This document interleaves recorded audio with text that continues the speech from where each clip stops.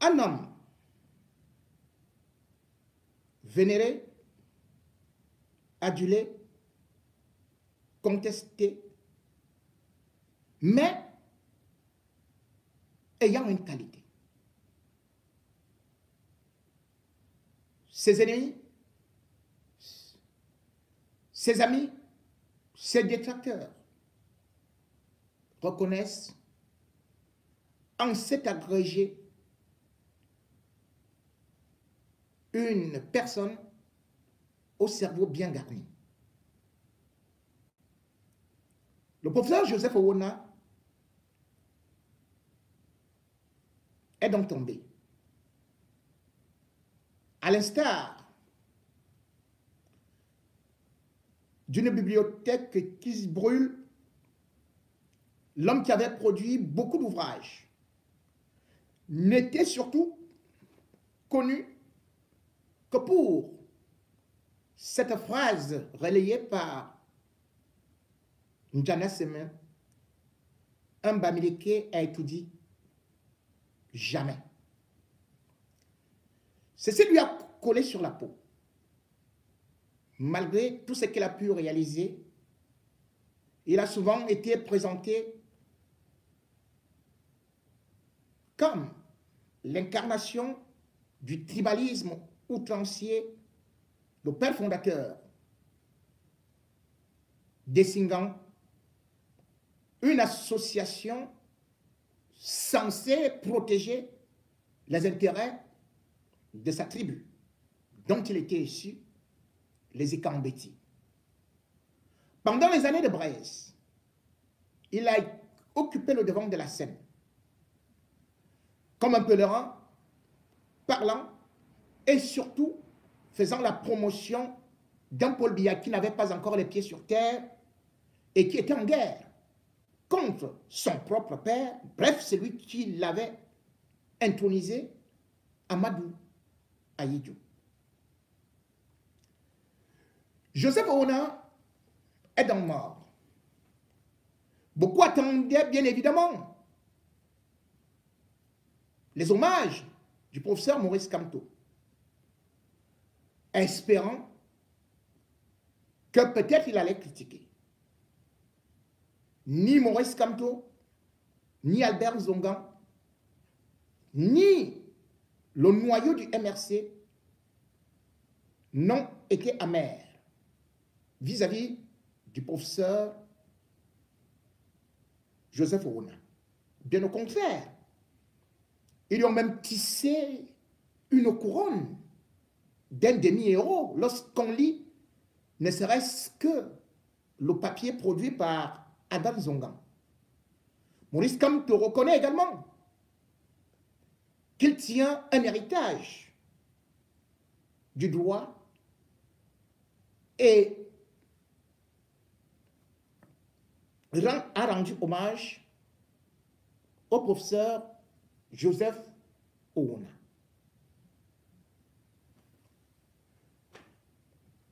J'ai vu beaucoup de personnes aussi fustiger le professeur Joseph Owona comme si la vie d'un homme se limitait juste à une déclaration. J'ai été de ceux-là, de son vivant, qui disait qu'il ne pouvait et ne devait pas le dire. Mais après cela, puisque l'erreur est humaine, est-ce qu'il n'a multiplié que des erreurs? Était-il seulement tribaliste? Lorsqu'on voit la vie de Joseph Owona, on ne pourrait pas répondre par l'affirmative, puisque également d'autres avaient créé en même temps ce qu'on appelle le LACA.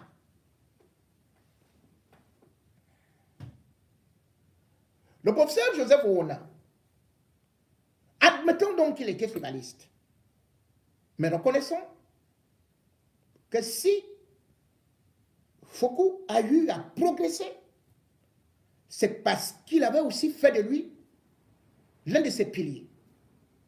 Lorsqu'il était chancelier à l'université, Eh bien, Foucault était d'ailleurs chargé, presque en exclusivité, de gagner des marchés là-bas.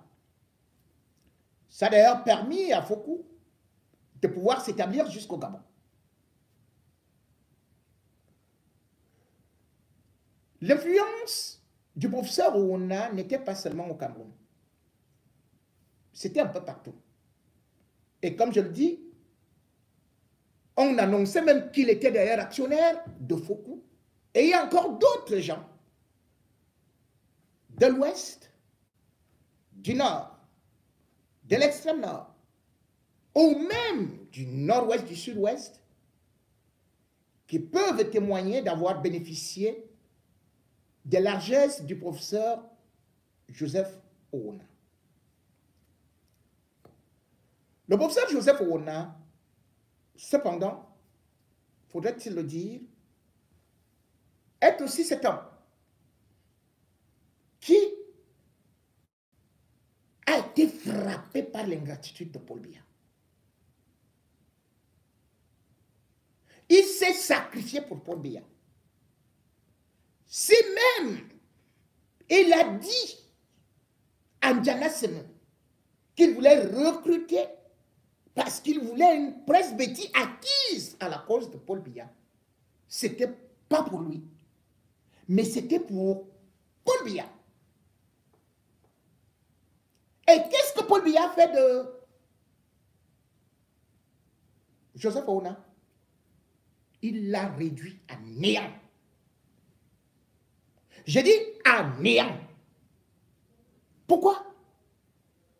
Parce que je peux vous dire,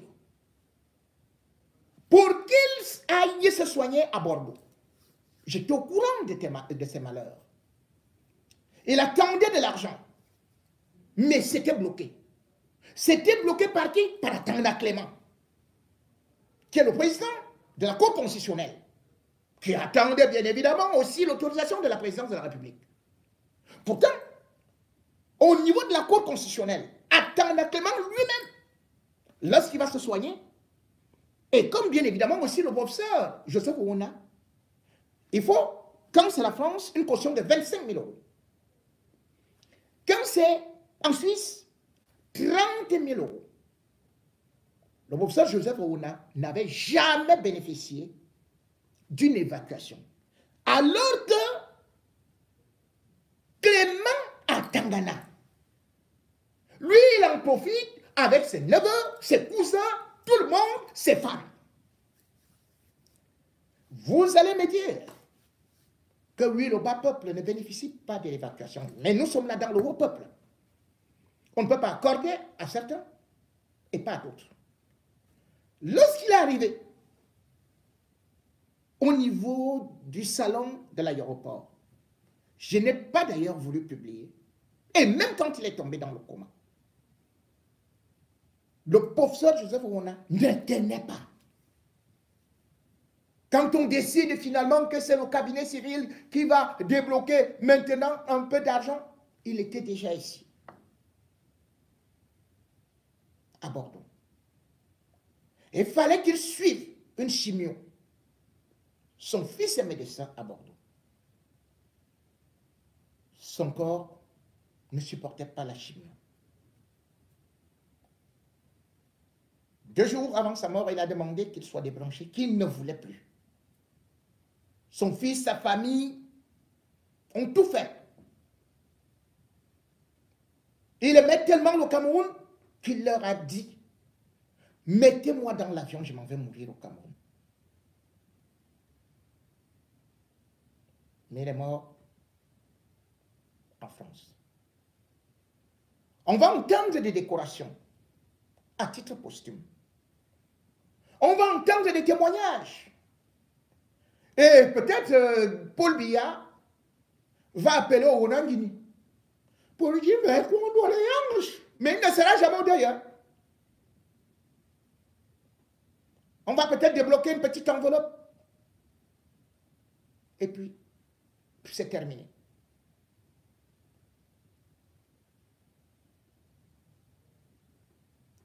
Quand je parle de l'ingratitude de Paul Biya, C'est parce que Joseph Ouna, si justement il meurt,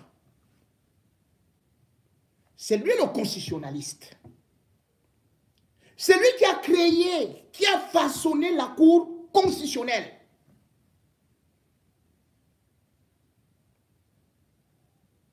J'ai toujours dit, il a apporté quelque chose à Bakassi, mais il avait atteint ses limites. Maurice Kamto a été beaucoup plus efficace. J'ai toujours salué ça comme ça. Mais il faut savoir que si cette Cour constitutionnelle a vu le jour, c'était Joseph Ouna. Et il avait la certitude que Paul Biya va le nommer. Qu'est-ce que Paul Biya fait? Il abandonne Joseph Ouna. Il va prendre un homme qui ne l'aime pas. Atangana Clément. Donc Joseph Ouna a travaillé exactement comme Mendoza avait fait pour la CRTV. Vous partez prendre Atangana Clément qu'on présente magistrat hors hiérarchie, mais bon, au niveau des diplômes, mais c'est d'abord la licence. Il n'a que la licence. Joseph Ouna, tout le monde sait que même à la Sorbonne, il a enseigné. Tout le monde sait que dans tous les pays africains, il était sollicité. C'était un constitutionnaliste de feu. Donc il a travaillé. Après, on prend Clément Atangana pour devenir son patron. Et d'ailleurs, on ne va le nommer que le 15. C'était le 15 quoi? Le 15 avril 2020. Sous condition. Il fallait fermer la bouche de Onangini, son fils. Parce que Onangini, il faut savoir que Onangini était dans l'opposition. Il avait compris que Biya avait exploité son père. Et c'est pour ça qu'il était virulent. Vous l'écoutiez souvent. Il demandait le départ de Paul Biya. Mais Onangini,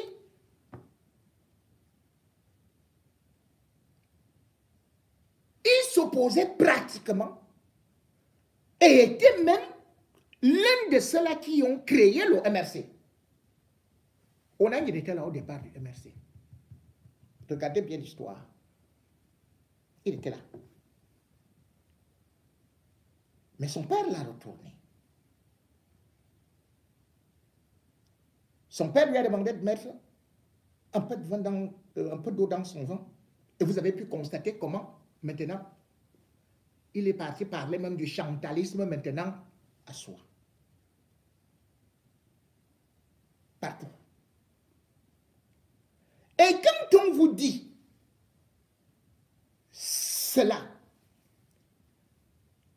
parce que c'est une épine au pied de Paul Biya, un Onangini aux côtés de Maurice Kamto, ça allait faire très mal. Très très mal si on le laissait longtemps. Parce que d'abord, Onangini, il a le verbe. Et Onangini, c'est la fusion des Ekambeti et Bassa. La première femme du professeur Joseph Ouna était Bassa. C'est la mère de Onangini, qui est donc le successeur testamentaire. La deuxième femme du professeur Onangini, c'est Mbamoun. Et d'ailleurs, quand la mère de Onangini meurt, Onangini va dire à son père que tu n'iras pas enterrer ma mère à Akom. Zéro. Je m'en vais enterrer ma mère au pays Bassa. Et il y a eu un bras de fer terrible entre le professeur Joseph Onangini. Parce que le professeur Joseph Ouna, qui a 32 enfants, soit dit en passant, avait signé le régime monogamique avec la mère de Onangini. Et il n'a pas changé de régime. Boum, il est parti prendre une Bamoun, puis une Burkinabé qui a 6 enfants. C'est d'ailleurs avec cette Burkinabé-là qu'il a voyagé, qui n'aime pas Onangini. C'est cette Burkinabé-là qui était d'ailleurs avec elle à l'aéroport et qui était d'ailleurs ici. Mais dans le camp où il avait construit là-bas, comment? La maman de Onangini n'a pas de maison là-bas. Les deux autres femmes ont des maisons. Donc vous comprenez qu'il y avait une exclusion, une scission au niveau de la famille. Le professeur Joseph Ouna savait donc que le côté maternel, enfin, le régime Biya savait que le côté maternel de Onangini, dans les bassins, le côté paternel, les Ekambeti, cette fusion-là avec le MRC, ça allait mettre à mal le régime. Parce qu'il fallait qu'on montre que le MRC est un parti uniquement tribaliste pour des Bamileke. Ça, c'est le premier jeu. Je vais dire c'est le dernier jeu.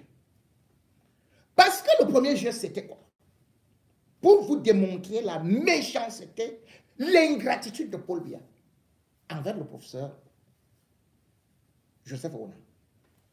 Nous sommes en août 2000, nous sommes en août 1983, c'est-à-dire que Biya n'a qu'un an au pouvoir, moins d'un an au pouvoir. Les dissensions commencent. Biya va dire que les nordistes d'Amadou Ahidjo veulent lui faire un coup d'État. Et surtout que, de l'autre côté, il se dit, bon, certes, je suis supporté par Mitterrand, mais à l'intérieur, qu'est-ce qu'on doit faire dans la mesure où l'armée est du côté de Amadou Ahidjo encore, et moi, je n'ai pas encore les pieds sur terre, et Biya est devant un problème. C'est qu'il a été nommé alors qu'il était Premier ministre. Or, la Constitution de 1972 disait que il ne peut pas changer de constitution. Biya est embarrassé. En août 1983, c'est le professeur Ouna qui prend le bâton de commandement et qui est le premier Ekambeti à porter un tissu pagne avec la photo de Paul Biya. Il commence à marcher dans tout Yaoundé, prêchant que non, Ahidjo n'est plus président, c'est Paul Biya qui est président, on doit le soutenir. Deuxième des choses, Ahidjo, à une certaine période, constatant que Paul Biya était déjà en train de balayer tout ce qui lui était un peu fidèle, il s'est dit, je vais m'accrocher ne serait-ce qu'à l'UNC, le parti. Mais qu'est-ce que il va faire? Il va proposer, bien évidemment, à l'Assemblée nationale, où il est majoritaire, une loi pour que le parti soit au-dessus de l'État.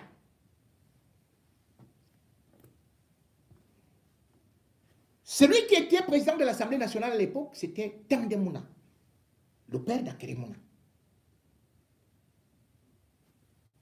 Ça devait passer à l'Assemblée.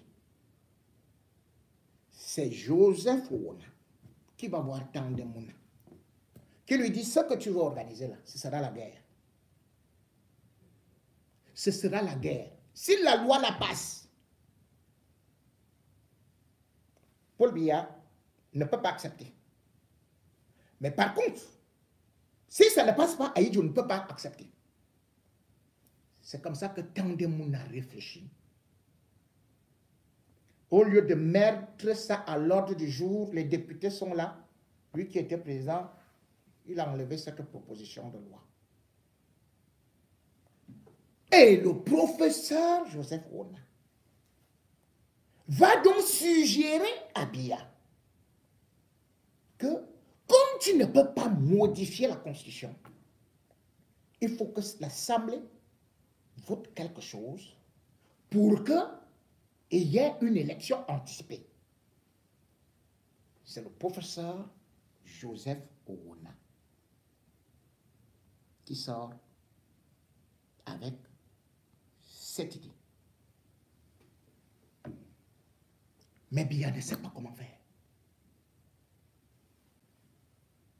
Joseph Owona, en novembre, fait venir un professeur français, constitutionnaliste, très fort.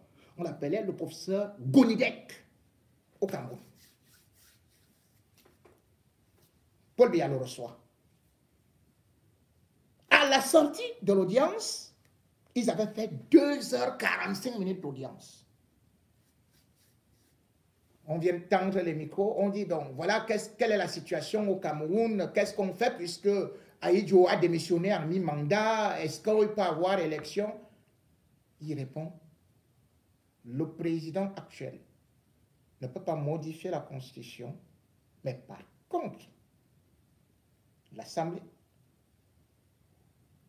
peut introduire un projet de loi pour modifier la Constitution et peut-être dans ce cas, organiser une élection anticipée. C'était tout. Il sourit et s'en va. Et c'est ce qui s'est passé.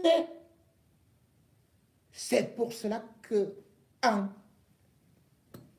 84, Paul Biya, après avoir modifié la Constitution, en passant par l'Assemblée, élection anticipée. C'est comme ça que Paul Biya a les pieds sur terre grâce au professeur Joseph Owona. Et quand il a réussi, Biya, quand il a réussi cette acrobatie, il a donc nommé le professeur Owona chancelier à l'université de Yaoundé. Le professeur Owona, à cette époque, était âgé de 38 ans. Il est resté chancelier. Mais Paul Biya a constaté qu'il avait besoin d'un homme expérimenté aussi au niveau du palais de Toudi. Il va le nommer adjoint au secrétaire général de la présidence. Là, nous sommes déjà en 85. Jusqu'en 88. Et puis, il va l'envoyer. Et quand il voit encore les années de Braise, il rappelle encore Joseph Owona au secrétariat général à la présidence. Nous sommes en 92. Il devient secrétaire général. Mais il ne fera que 2 ans. Et vous savez pourquoi? Parce que Biya soupçonnait déjà que Joseph Owona, parce qu'il est bêtis, il est gondo, comme on dit, qu'il a plus de crédibilité, qu'il a plus de respectabilité, et surtout que les Ekambeti peuvent rapidement s'unir autour de lui. Il cherche donc à le piéger. C'est ainsi que on va lui proposer. Parce que quand vous êtes secrétaire général de la présidence, vous êtes aussi le PCA de la SNH. Et il y a une caisse noire là-bas, concret. C'est le français qui crée ça, la SNH. Donc chaque secrétaire général à la présidence, depuis que Biya est là, il y a une caisse noire. La caisse noire, tu puises de l'argent là-bas. Et c'est pour ça qu'il met tous les secrétaires généraux à la présidence. Dès que tu veux bien lever ta tête, on dit détournement. On ne vous dit pas que c'est à la caisse noire. Hein? Parce que tu prends cet argent qui est versé par la SNH pour faire certaines missions. On a dit à Joseph Owona, voilà, tu as un compte à tel ou tel endroit. Biya guette, 1 mois, il ne prend pas. 2 mois, il ne prend pas. 6 mois, il ne prend pas. 8 mois, 1 an, il ne prend pas. 2 ans. Joseph Owona dit, moi je ne sais pas, moi j'ai mon salaire, je ne sais pas ce que j'irai prendre là-bas. En matière d'intégrité, il n'y a pas eu un ministre propre comme Joseph Owona. C'est pour ça que vous avez vu qu'il était incapable de se payer l'hôpital.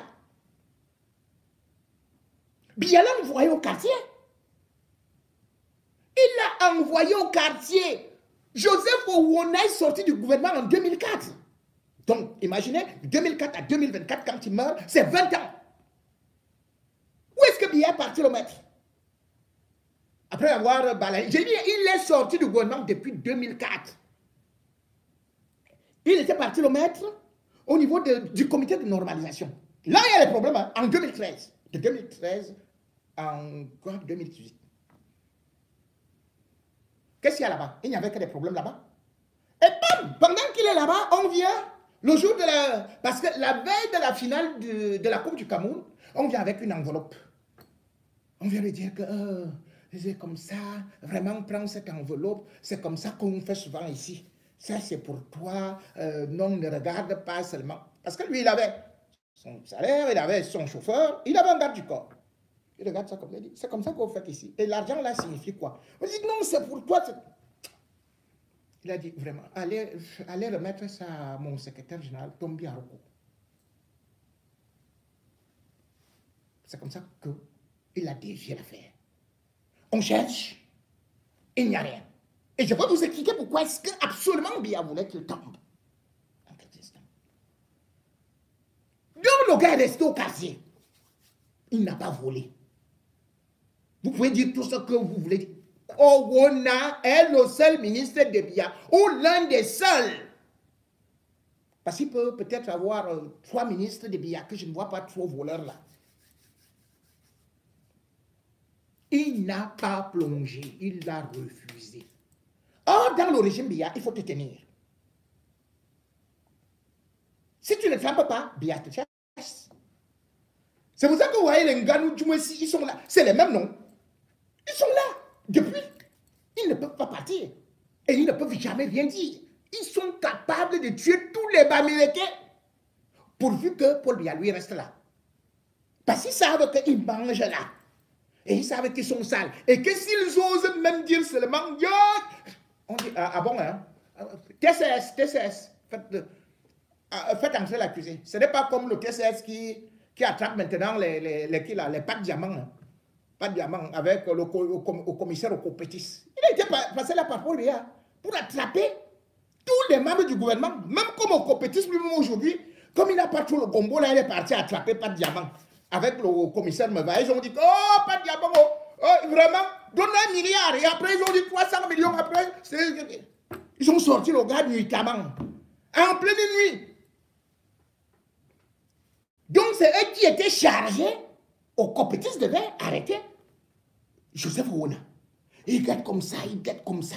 Il ne comprend rien. Au Copétis que vous voyez là, qui a attrapé pas de diamant là, et qui a été obligé de le libérer. Maintenant, ils cherchent à le transférer peut-être à la CPI parce que tous les autres là disent que oh, il n'a plus l'argent, non, il ne nous sert à rien. Donc, c'était comme ça, comme Joseph Owona. Il n'avait rien. Bien évidemment, pas lui, il a son argent, pas diamant, lui, il a son argent, c'est lui, il est parti prendre, lui, c'est un féman, bon, voilà. Mais Joseph Owona, lui, n'avait rien. Mais il avait cette puissance que bien vient. Cette puissance qu'il voyait que les Tétissédois, c'était des moucherons. Mais Ogon avait une puissance mystique qu'aucun Nikambétina. Et c'était ça le problème de Paul Biya. Et il y avait un grand chef Ekambeti qui a fait de Joseph Owona le sommelier des Ekambeti. Pas le sommelier qui est bandit qui est en prison là. Non, non. C'était une initiation avec une seule canne. La seule canne là, c'était la canne de nos ancêtres. Et ce monsieur s'appelait Mbourngambon. C'est quelqu'un qui pouvait te parler du Cameroun. Tu es ici, tu entends comment il parle. Comme si tu appelais au téléphone. Mbourngambon. Il avait cette canne-là. Et quand il a senti que son départ était arrivé, il a réfléchi, il a dit, je vais donner à quel Ekambeti ma canne. Tout le monde a dit Paul Biya. On l'a convoqué au palais d'études. Il arrive là. Vous savez que Paul Biya, pour rester au pouvoir là, il a été initié dans toutes les régions du Cameroun. Certains faux et Kambeti seuls sont venus là pour lui donner le chasse-mouche avec machin et tout. Ce n'était rien. Mais c'est que Paul Biya a obtenu, c'est-à-dire que ce soit au Nozo, que ce soit chez les Sawa où il a entré sous le Vouri, c'était des pouvoirs mystiques. Quand Paul Biya vous dit qu'il ne dure pas au pouvoir qu'il veut, c'est parce qu'il a endormi tous les Camerounais. Il a récupéré tous les pouvoirs mystiques de toutes nos régions, de toutes les sociétés secrètes. Il additionne donc ça avec la franc-maçonnerie, la rose white, il fait le syncrétisme, il fait tout. Mais Bourgambon est arrivé, il a regardé Paul Biya, il lui a dit, quand mon heure approchera, je te donnerai la canne. Bourgambon est rentré. Pendant que Paul Biya était en Suisse, Bourgambon fait venir Joseph Wona. Il lui dit, c'est toi qui dois diriger le peuple Ekambeti. Et dans tout ça, il y avait toutes les sociétés secrètes des Etenga. Et même des Bassa. Le pire, c'est que parmi tous les autres Ewondo qui étaient là, il y avait encore les Yezoum. N'oubliez pas que le père de Paul Biya, c'est un Yezoum. Paul Biya n'est pas Boulou, hein, comme vous dites, vous croyez là. Paul Biya, c'est sa mère qui est Boulou. Donc la cérémonie se tient. On Bourgambon remet la canne au professeur Owona. Voilà la guerre. Paul Biya apprend que Bourgambon est mort. Il rentre au Cameroun. Où est la canne? Est-ce qu'il est venu au machin? Il se renseigne. On lui dit que c'est le professeur Joseph Owona.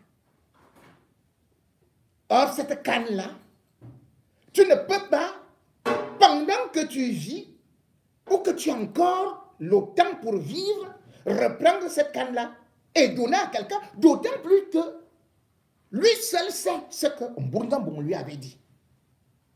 Parce qu'ils entrent, bien évidemment, dans un cercle en brousse où ils parlent et devant toutes ces sociétés secrètes, ils viennent, ils l'ont donc initié et ils lui ont remis cette canne. Voilà pourquoi est-ce que Biya n'a jamais digéré cela. Chez les Ekambeti, vous allez voir que c'est presque Joseph Owona qui a placé tous ces ministres-là. J'ai dit presque tous. Et d'ailleurs, Paul Biya a commencé à les mettre. Quand ils sont là en prison, c'est parce qu'eux tous, ils voient le culte, un culte de respectabilité à Joseph Owona. Que ce soit les Atan Mbara, c'est Joseph Owona. Que ce soit les Jean-William Solo qui sont là, c'est lui. Il avait dressé une liste des Ekambeti de la méritocratie. Il les accompagnait. Il ne s'est pas enrichi bêtement. Il n'était pas sauvagement riche. La preuve, il est mort comme une fourmi, sans moyens. Ses enfants, oui, ont réussi. Mais en même temps, vous savez, dans un foyer polygamique, les enfants de Joseph Owona, contrairement à ceux de Paul Biya, tous là, c'est seulement Owona que vous connaissez qui est très dans des réseaux sociaux et tout. Les 32 là, je crois que tous les 32 là ont au moins le doctorat. Hein. Contrairement à ceux de Paul Biya. Mais par contre, on a aussi créé des conflits internes. Comme par exemple aujourd'hui, Vous vous rendez compte que, par exemple, la première femme qui, elle investit au Burkina Faso, son enfant, allez, le gouvernement l'a pris, l'a placé au niveau du port. Là, il y a beaucoup d'argent là-bas, il a un gros ceci et cela. Oui, il ne va pas s'entendre très bien avec Onan Guinéen. Voilà ce que le régime Biya a fait. Même au sein des familles, il n'a fait que diviser. Pour que Onan Guinée aille ouvrir la maison de son père. Parce que quand même les étrangers doivent venir, les amis doivent venir pour faire des veillées. On a activé la femme qui est burkinabé. Que va dire que c'est toi seul qui dois décider alors que la mère de Onan n'avait pas divorcé? C'est-à-dire que normalement, comment le régime Biya peut accepter ça? Puisque cette femme, son mariage est illégal. Il est nul et non avenu. Parce que la première, vous vous êtes marié sous un régime monogamique. Vous ne divorcez pas avec la première femme. Même si par la suite, et d'ailleurs, vous épousez une autre. Même si elle meurt, vous ne l'avez pas. Vous n'avez pas d'abord divorcé. Donc, aujourd'hui, lorsque je parle de Joseph Ouona, c'est pour rendre cet hommage à cet Ekambeti, qui a certes failli par une déclaration, mais qui ne connaissait pas le mépris. Je peux vous dire, j'ai lavé un beau jour ici ce professeur Ouona. Et c'était justement sur l'affaire Bakassi. Il est arrivé quelque part. Il dit, ouais, qu'est-ce que j'ai fait à mon fils? Même quand il était ici au Cameroun, n'est-ce pas que même au Mont-Fébé, je l'avais vu, je l'avais félicité. Honnêtement, moi, je l'aime. Mais vraiment, comment il peut laver son père comme ça? Moi, je vais continuer à l'aimer. Comme lui, il a seulement vu que c'est sur son vieux père comme ça là qu'il va mettre sa bouche. Moi, je ne veux pas le maudire. Moi, je dis tout simplement, je vais continuer parce que c'est qu'il dit des choses qui sont réelles. Il n'a pas cherché à me tuer, ni à m'intimider. J'ai écouté. J'ai dit, c'est quand même un patriarche. Bon. Et puis, surtout, je suis là pour dénoncer les pilleurs des caisses de l'État. C'est pour cela que je voudrais, en toute honnêteté, dire encore, professeur Joseph Ouona, va reposer en paix. Tu as formé des jeunes. Tu as laissé un héritage. Tu n'as pas été égoïste. Bien au contraire, tu as soutenu ceux qui avaient besoin de toi. Tu as été altruiste. Tu n'as pas fait comme l'autre chef bandit qui, dès qu'il entend un Ekambeti vouloir lever l'oreille ou les cheveux, bim, il t'abat. Comme il a abattu son propre frère. Lui, Paul Motazi. Mais, après avoir abattu tous les vieux Ekambeti, que lui restera-t-il? Seulement la famille de Chantal Biya? Et bien évidemment,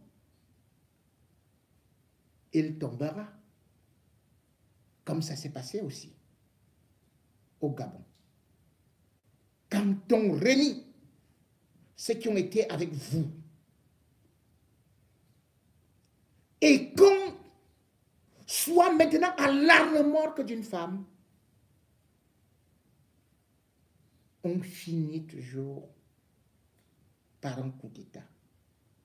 Oui, Paul Biya a déjà tué beaucoup de Ekambeti. Beaucoup de ministres sont morts en prison.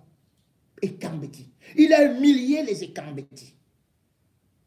Mais certains fous Ekambeti continuent à nous dire que oui, c'est notre type, c'est notre type, c'est notre tribu, c'est notre ethnie. Vous avez vu ce qu'il a fait donc du professeur Joseph Ouona. Vous avez donc vu ce qu'il a fait de tout cela. Les Olanguena qui sont en prison. Les étoiles étaient là. Et parce qu'on savait que même Olangena s'inclinait devant le professeur Joseph Owona. Il préfère prendre les cancres et Kambeti. Le plus nul des Kambeti. C'est lui qu'on affiche là. Clément Atangana. C'est tout ce que Paul Biya a pu voir chez les Ekambeti.